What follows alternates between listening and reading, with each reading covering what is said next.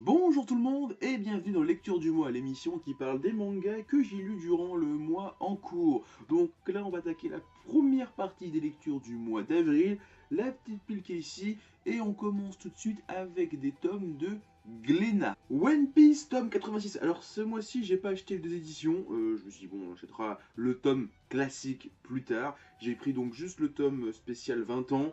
C'est le quatrième. J'espère que Dana va pas faire ça pendant 10 ans parce qu'au bout d'un moment ça va être un petit peu chiant. J'espère que c'est le dernier des éditions 20 ans. Voilà. Donc on est encore dans l'arc de Big Mom. Comme je dis à chaque fois, je ne lis pas les tomes de One Piece. J'attends qu'un arc soit complètement fini avec Lena pour tout lire d'un coup. J'ai feuilleté un petit peu. Hein. Donc on est enfin au mariage tant attendu entre Sanji et Biscuit, si je dis pas de conneries. Putain, comment s'appelle Pudding, voilà, la future mariée de Sanji. Et donc après, flashback sur Big Mom, qui est juste oufissime. J'ai pas lu en entier, hein, vraiment, comme je dis, feuilleté, hein, mais je sais ce qui se passe vu que je lis les scans de manière illégale, c'est vrai, mais j'achète comme les tomes, donc ça compense. Et bon, bah j'ai hâte que les tomes complètent l'arc de Big Mom pour tout me relire, parce que honnêtement, il est quand même pas mal cet arc. Inomaru Sumo, tome 10, donc un gros tome d'entraînement où Inomaru va avoir un nouveau maître, c'est peut-être le deuxième ou troisième en 10 tomes, qui va l'entraîner, lui le monter en compétences, en expérience. Et le prochain arc qui arrive s'annonce du feu de Dieu. Je vous le dis, ça annonce du très très très très lourd. On passe maintenant à Pika Edition avec le 24e tome de l'Attaque des Titans au Shingeki no Kyojin. Donc un tome qui nous montre les origines de Reiner et de comment il a été amené à s'introduire derrière le mur, pourquoi il a causé l'attaque avec son pote le titan géant. Oh, désolé, je spoil ça, mais honnêtement, vous avez vu la saison 2 normalement, vous savez ce qui se passe, donc voilà, désolé, j'ai spoil. Donc on nous montre un peu ces origines là et c'est vraiment super cool. Et là depuis 2-3 tomes, la tête des titans, c'est de mieux en mieux. Pour regarder d'un œil lointain les scans, oh my god, comment c'est ouf. Ceux qui regardent que l'animé, vous êtes clairement pas prêts pour ce qui arrive dans le futur. L'atelier des sorciers tome 1, alors ça aurait pu être un manga chaud, mais bah j'ai eu la flemme de prendre le tome 1 quand c'est sorti. Et là, je pense pas en faire tout de suite, donc c'est mort, il n'y aura pas de manga chaud là-dessus. Et en fait, j'ai vu plein de gens en parler, même Renaud Lemaire, l'auteur de Dreamland, dire que c'était bien. Donc j'ai dit, bon, on va acheter le tome 1. Alors, il y avait l'édition collector chez mon libraire, je dis, bon, je vais prendre l'édition collector, il y a un petit artbook en plus, c'est sympa. Et c'est vraiment super bien, c'est une putain de claque au niveau du dessin, il y a plein de petits détails au niveau des vêtements, c'est super cool. L'univers a l'air vraiment stylé. Donc j'ai bien aimé ce tome 1, j'achèterai sûrement le tome 2. Et si j'ai du temps, je ferai peut-être un manga chaud dessus, mais vous y attendez pas, je pense que je le ferai sûrement jamais. To You Eternity, tome 1, édition 48 ans de la BD. Alors, la semaine dernière, ou il y a 2 semaines, il y avait les 48 ans de la BD, il y avait plein de BD et quelques mangas, 3 au total, à 2 euros pièce. Donc, ce qui fait que pour une vingtaine d'euros, vous repartiez avec une dizaine de tomes, ce qui est plutôt pas mal. Et j'avais jamais commencé To You Eternity, pourtant je connais l'auteur, il a fait I Silent Ghost, c'était vraiment bien. J'ai acheté le tome, j'ai pris une putain de claque, je vais sûrement m'acheter les 5-6 autres tomes qui sont déjà sortis.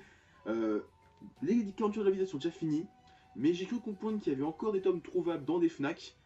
Donc cherchez, allez dans vos FNAC, si vous le trouvez, prenez-le pour 2 euros et vous allez prendre une putain de claque parce que c'est vraiment bien. On parle maintenant de Hakata avec le seul tome que j'ai acheté de cette édition ce mois-ci, à savoir Prisonnier Riku, tome 26. Et comme toujours, c'est intense, ça se lit vite, mais putain qu'est-ce que je surkiffe. Il y a plein d'indices, on commence à entrevoir un petit peu les futurs tomes, qu'est-ce qui va arriver, des ennemis qui commencent à apparaître autour de Riku, des alliés qui apparaissent aussi, mais c'est toujours aussi dingue. Alors en plus c'est terminé au Japon, il y a 38 tomes, donc il n'en reste plus que 12, donc petit à petit on s'approche de la fin, donc on est quand même... Bon, on s'approche de la fin, de toute façon c'est sûr et certain, mais c'est de pire en pire, là, ça devient de... Ah, putain, je stresse à chaque tome, c'est une tuerie, et à chaque fois je me dis, putain, encore 2 mois pour avoir la suite. Donc, Prisonnier Riku, c'est trop bien, il faut lire ça. On passe maintenant à Hippo, saison 5, tome 13, à savoir le tome 101 au Japon. Donc, un tome qui se passe un petit peu après le combat de Aoki Kimura. et donc une remise en question de ces personnages-là, donc je comprends un petit peu mieux et les défaites successives des personnages. C'était vraiment super intéressant. Et là, dans ce tome, on a le retour de deux personnages que j'aime beaucoup, à savoir Wolf et Sendo. Et je suis super content de les revoir. J'aime beaucoup ces personnages-là. Et les prochains tomes annoncent du lourd, surtout pour Wolf, là, qui est en train de faire un combat pour le titre mondial. Donc ça a l'air cool, ça a l'air génial. Hippo, c'est bien. Shonen 7, tome 8. Donc ça y est, on a enfin fini les présélections des 7 élèves de Tsujido. Et à peine on a fini les sélections qu'on nous montre tous les champions des 16 lycées qui vont se cassagner pour le Shonen 7. Je m'attendais pas à ce qu'il y ait autant de lycées. Et en fait, ce petit Fuyo devient de plus en plus une sorte de manga sportif, dans le sens où c'est une sorte de tournoi de racaille pour savoir qui est le plus fort. Bon, c'est des combats en Battle Royale, donc 7 contre 7. Mais il y a un petit doigt, j'aurais dit, on est 16, on va affronter telle équipe, après on va pas affronter telle équipe, on va être en demi-finale, on va affronter telle équipe. C'est génial. Bon, même s'il commence à y avoir des petits complots à droite à gauche, ça annonce du lourd pour la suite. Honnêtement, quand j'ai vu toutes les écoles, j'ai dit waouh! Il y a plein d'écoles. Il y a une école avec des mecs bronzés, il y a une école avec des bons, une école avec des mecs, c'est des gothiques, il y a une école avec des sportifs, une école avec que des racailles avec des moustaches. Ça a l'air génial. Franchement, on a l'impression de voir un petit peu un tournoi sportif. J'ai Shonen 7 qui commence comme un Furio, là devient une sorte, un peu plus une sorte de manga sportif. Et je comprends un peu mieux le délire du Shonen 7 parce que c'était un petit peu brouillon au début. On était un petit peu perdu, on sait pas trop qu'est-ce que c'était. Là, on comprend un peu mieux. Et en plus, on montre un petit peu les origines. Et un petit peu les origines un peu obscures du Shonen 7. Pourquoi ça a été créé. Et là, franchement, ça devient un peu plus cool. Et bon, c'est franchement Shonen 7. Je le dis et je le répète.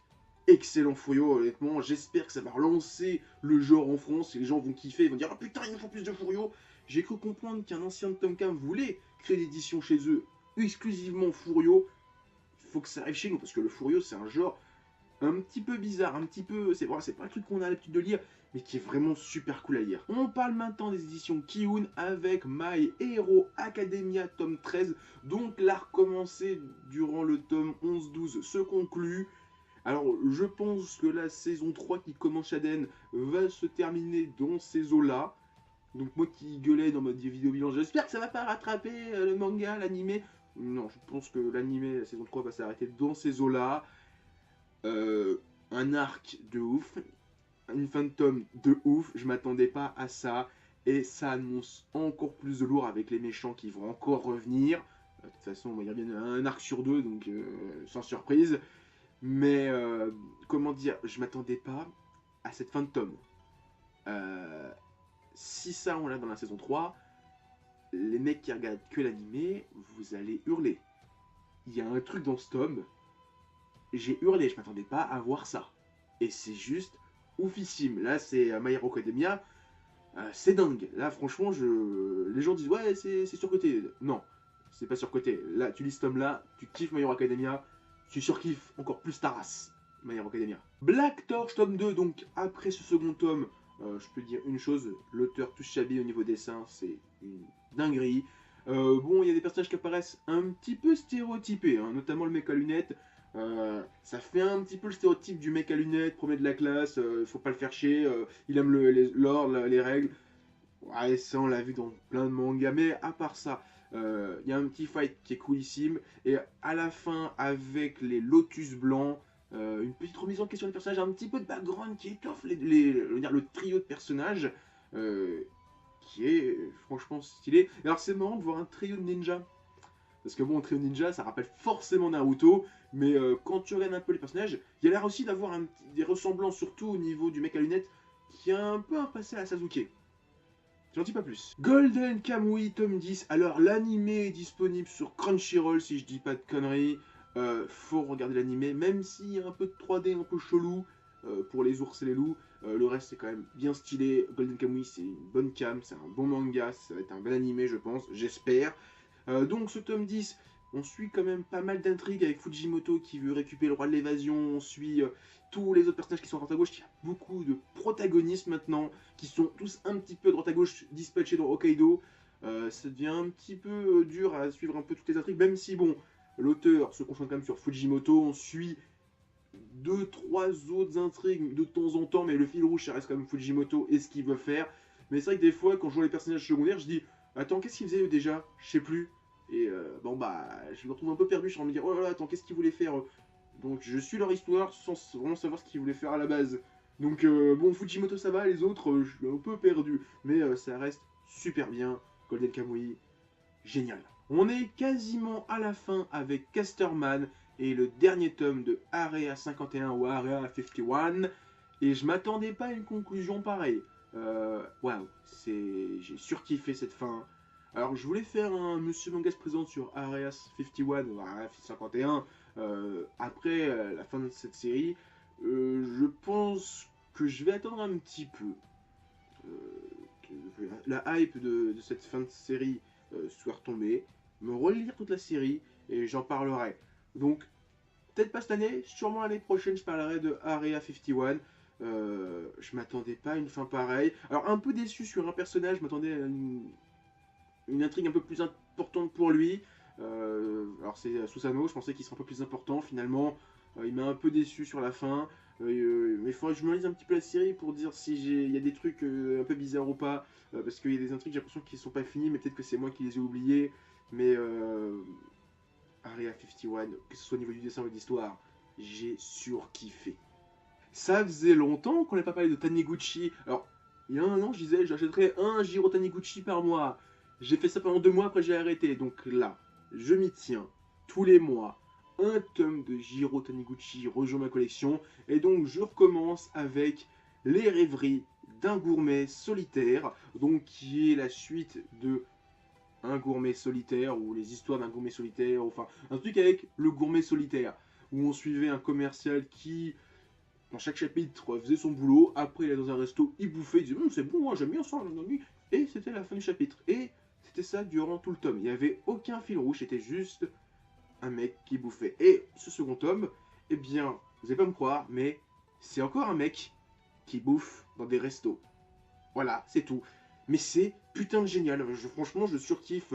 Voilà, à chaque chapitre, avoir un nouveau restaurant, des nouveaux plats, des nouvelles saveurs. Et c'est tout con comme histoire finalement. Il n'y a pas de fil rouge, il n'y a aucune intrigue. C'est juste un mec qui va dans un resto, qui bouffe. Alors de temps en temps, il y a une petite baston. Genre en 2 tomes, il y a eu 2 bastons.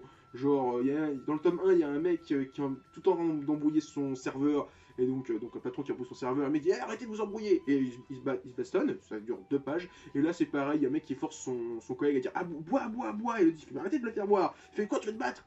Voilà. Sinon, au niveau baston, vous aurez rien d'autre. Hein. C'est vraiment un truc détente. Ouais, mais franchement, c'est super bien. J'ai kiffé. Et on finit ces lectures du mois avec le Lézard Noir. Alors, j'ai acheté le pack Kazuo Omezu sur le site de Lézard Noir. Donc, en fait, pour 48€, vous avez 3 tomes de l'auteur, donc 3 one-shot. J'ai commencé par celui-ci.